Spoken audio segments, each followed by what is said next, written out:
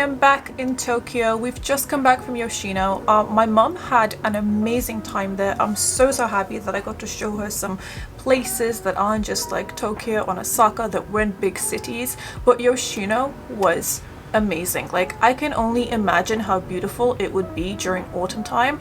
I still prefer autumn to spring, even though spring in Japan is quite magical with all the cherry blossoms and everything, but Yoshino was just incredible. But today we're gonna do some shopping. We're gonna go to Tokyo Plaza in Omotesando, we're gonna go to Harajuku and all the other touristy areas just to pick up some souvenirs and some clothes, because clothes in Japan is really good, especially if you get it from like Japanese places. Like, specific stores in Harajuku have really amazing style and it's very well made. And then after that, tonight we're gonna go to Omoide Yokocho in Shinjuku, and I have never actually been to Omoide Yokocho before, just because I always got a little bit worried whether they'll have vegetarian food or not, but I've done a lot of research and apparently there are quite a few vegetarian options. So tonight we're gonna go there and I hope my mom will like it. She's not a vegetarian, so she can eat everything, and as long as she gets something to eat and she enjoys it, then I am happy. Like, I don't care if I'm starving, I just want her to have really good 2 last days in Japan. So yeah, we're gonna go, and it's raining outside today, which is great. But yeah, I've gotten it ready. It's super early, by the way, so I'm a bit jittery because I've just had my coffee and I think it's making me shaky.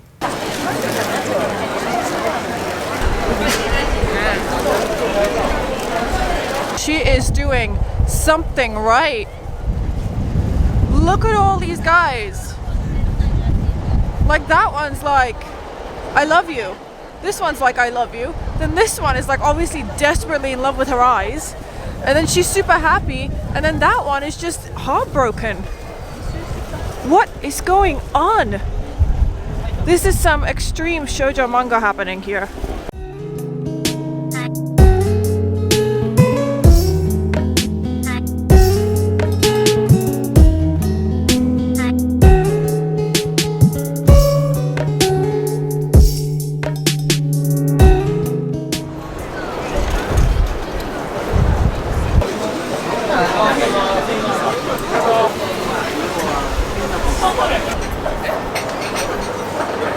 First time in Omoide Yokocho, and so far we've had no problems finding anything that is vegetarian. In fact, there were quite a few places offering the options. We just got a little starter that they brought over to us, which I'm guessing is covered by the cover charge, and it's just noodles in like a Japanese sauce. It is vegetarian, it doesn't have any fish in it, it doesn't have any dashi in it, so far it is all good. I ordered a vegetable set. My mum got her regular chicken skewers, so we'll see how it comes. So let's try the mushroom.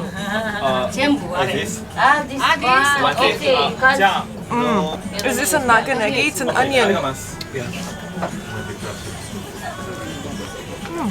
I really like garlic, so I'm happy that in the vegetarian set they include garlic. My favorite. Oh my god.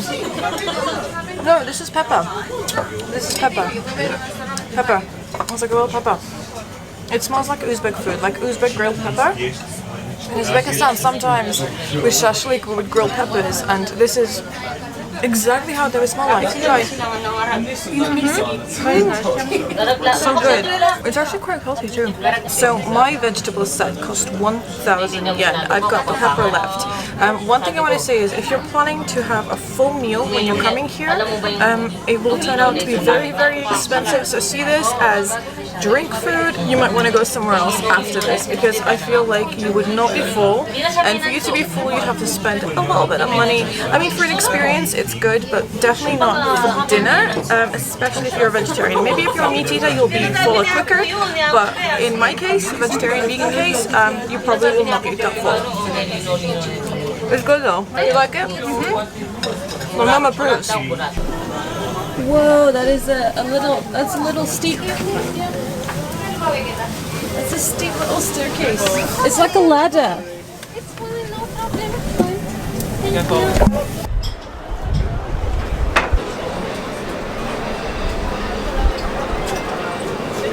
My mom actually liked it so much, we're gonna come back here on Wednesday just before she leaves to go back to England. It's very busy today, a lot busier than I expected, but look how pretty this looks. Whoa.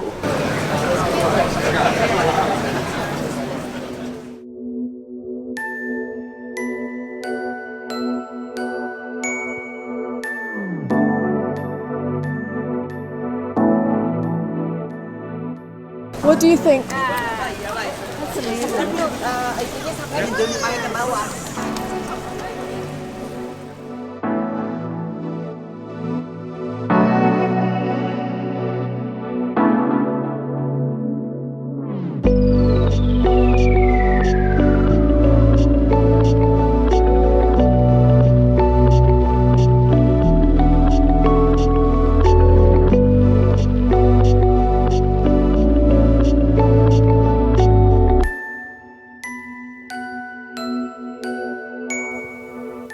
I think the only time I have ever questioned my decision to live in Japan was when I felt the distance between myself and my family. Because day to day, I definitely don't feel that distance. I don't even think about it, to be honest. I'm too busy to think about anything else. But when a family member like my mum comes over here, and I spend all my time with them and then they leave, you really get a sense of what you are missing back home.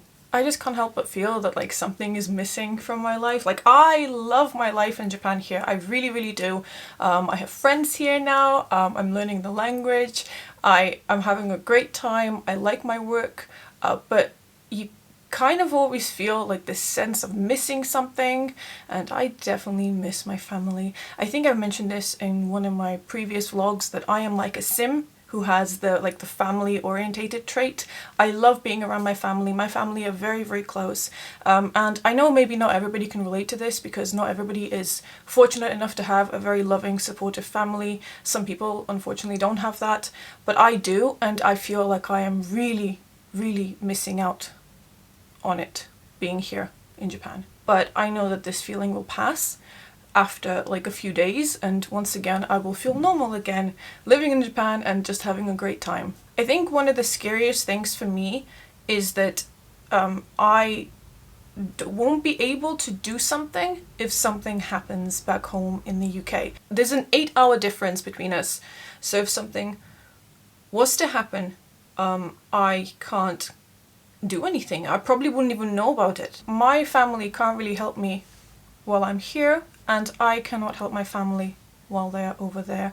And like not seeing my nan for a long time, because my nan basically raised me. She raised me when I was younger, and not being able to see her and help her with something, especially now when she's my nan is elderly, obviously, but I feel like I am just missing this time with her so much, and I think that upsets me more than anything. And just seeing my mum and hearing how she's doing, because even though I speak to her and I FaceTime with her, I can't get a full grasp of what things are like, of what's going on, and just speaking to my mum and finding out how she is and how she's doing, it really gets to me that I am not there to help. I think that the biggest downside of being not just in Japan but in every single country, just being abroad, to be honest, is just being away from your friends and your family back home, and you will not realize how much you will miss your family until you have settled in another country. Like it will not fully hit you until you have actually felt that distance between yourself and your family. And I think this is especially obvious in Japan in particular, because Japan is so different to any other country. I've lived in so many different countries with my family, of course, but I've lived in so many different countries, and there was just always this kind of strange security from the culture.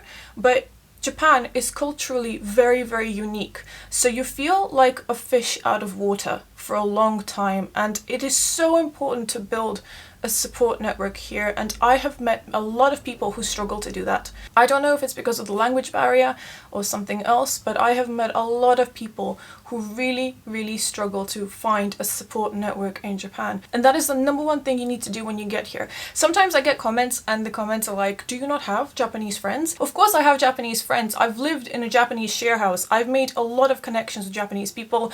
I have amazing friends here in Japan, both foreign and Japanese. But the reason so many people on my vlogs are not Japanese is because they are just vloggers, and I prefer to have people on my vlogs who enjoy being on camera than those who feel a little bit uncomfortable about being on camera. I don't want to shove my camera in my Japanese friends' faces. I think that's a little bit rude. There's also another reason as to why I have foreign friends here in Japan, and that is because when you arrive in a country that is so different as Japan, it is so important to have a strong support network, and they kind of give me that, like, because we all have the same anxieties and we all have the same difficulties and we can all help each other. Like, everything I have been through here, they have been through here too, and things like all the difficulties in Japan are so much easier when you have people who've done it before, or at least somebody to talk to about it. Just like any other country in the world, living in Japan has a lot of difficulties for a foreigner, but it's the same everywhere. Like, if you haven't been to a country before, you're gonna face difficulty. You're not gonna be used to the cultural things. It just takes time. Those things take time, and those things take determination. Things, for example, such as renting an apartment, it can be difficult. Like, that is a difficulty in Japan, but you can overcome it, and other people have overcome it too. But the biggest downside to living in Japan, for me personally, is just being away from my family and just being completely detached from what is happening back home, because there is nothing I can do. They live very, very far away, and it kind of scares me how much I am missing and how much time I have left with everyone as well. I just know that if something were to happen back home and I wasn't there, I would not be able to forgive myself. Like, I would not be able to forgive myself for it. So I'm kind of scared of stuff happening. I miss everybody, and I think today has just been a lot for my brain to process, and I just need some time to let it out somehow, and I guess talking to you guys helps. And I don't mean to sound depressing in any way whatsoever. If you look at most of my vlogs, they're very happy, and I try and showcase the best of Japan, the best of Japanese culture. Like, Japanese nature is the most beautiful thing I've ever seen in my entire life, but I don't want to ignore the downsides of living in Japan as well. I want to be quite honest with you. My personal downsides are not the same as a lot of other people. Like, obviously there's a lot of difficulties, but I don't want to focus on the downsides that are just logistical, such as the language barrier, because you can learn, or the housing situation. You can rent a house, you just have to know where to look. I just feel like every single other downside can be overcome. Everything can be overcome, but when it comes to missing your family and missing your friends back home and feeling out of place, or if something reminds you that you feel out of place and it kind of moves you emotionally, that is the difficult thing to get over. Like, sometimes I feel like we are our own worst enemies, and in this case, my brain is my own worst enemy because it wants me to feel upset, when logically I should not be upset. I should be happy because my life here is good. But we're not always logical, sadly. So today's been a really hard day for me. It just reminds me of the one thing that's kind of making me question everything about staying in Japan. That's like my one downside to living in Japan, is because I cannot see my family. So that's everything I need to say about that situation. I'm so happy that my mom had an amazing 2 weeks, 10 days, 2 weeks? I'm actually not sure. I don't remember. She's had 2 weeks in Japan, and they were really, really good. And I'm so happy that she got to see more. It was just that kind of, like, saying goodbye at the airport, it really got to me. But today I don't have such a busy day. I'm not doing too much. I have a shoot actually in Asakusa, and it's going to be a kimono shoot with a photographer called Rex. If you guys want to see the pictures, or if you want to know more about it, please follow me on Instagram. I'll be posting his photos there, and that's going to be really exciting. So today's not too busy, which I am happy about. And then tomorrow I'm meeting up with a few friends in Shibuya. We're gonna go to TGI Fridays in Japan. I've never been to TGI Fridays in Japan, but it is for Kelly's engagement, and I'm super excited. It's gonna be the first time I'm seeing her since she's back from LA, and I've missed her so much. So I'm super, super happy that she's back, and we're gonna have a nice dinner. And I don't know, I'm gonna try and vlog as much as I can tonight. I don't think I'll be able to, because walking around in a kimono with a camera is a little bit awkward. But yeah, I will see you guys in a bit.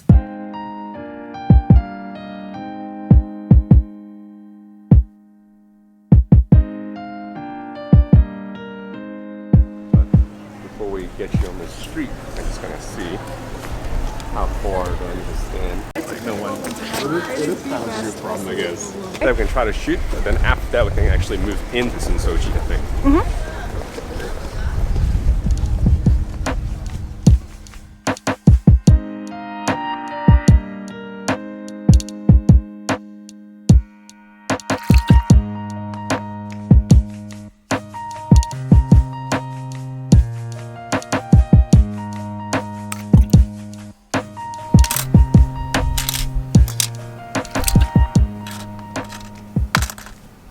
So I'm just getting ready now to go out and meet with everybody in Shibuya. To be honest, I just had a really long nap today because I needed to sleep. I had a really hard week, but today is going to be good, and I feel like this is a nice positive note to finish on. So yeah, let's go to Shibuya. The best view of Shibuya. Hi! I am in Shibuya with Amanda and Gretchen, and we're waiting for everybody else before heading to TGI Fridays for a night of girly stuff.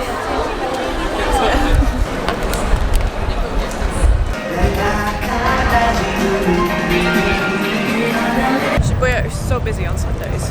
Yes, it's So busy. I know, you can't really like move, especially at the train station. Like I couldn't see the escalator. Oh, what's up? Hi. No, That's a long one. What's up? Welcome back. Thank you. Bye. I know, like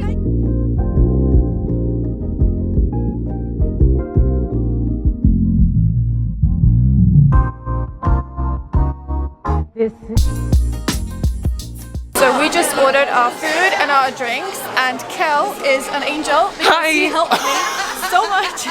He can speak fluent Japanese, so he was able to exchange I'm not some of the fluent. things. I'm literally the worst You are human at very Japanese. good. You are amazing. Are you kidding me? You're so good. So good. I want your camera though. There's that.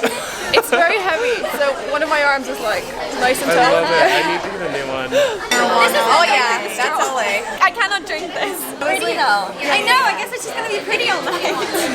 To new friends and Kelly's engagement. I'm being so up.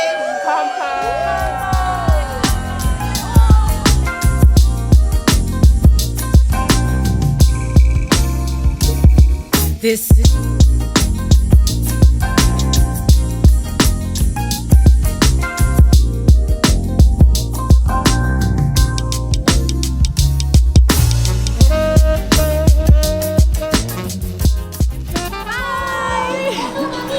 I put my camera away. Bye. See you.